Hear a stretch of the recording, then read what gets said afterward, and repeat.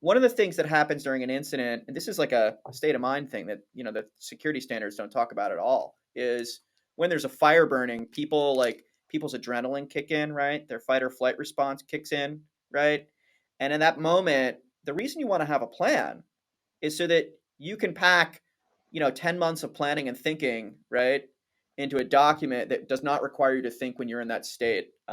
When you are in that state, if you're having to be too creative, right? And you're right, Don, like the plan's going to be outdated as soon as the real thing happens, right?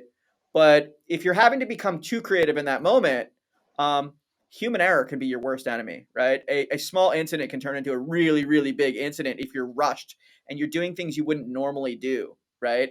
Maybe you have normal operating procedures to keep things safe, but they're like, oh, it's a disaster, and you start punching things and you break something. And I once downed an Oracle server that way.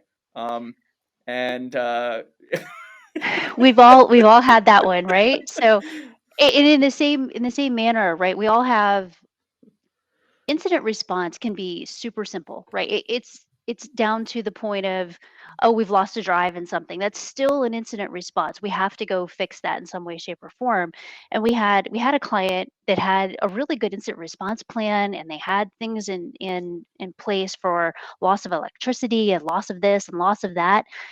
And they had a toilet overflow that was above their server room. They did not have a plan for that.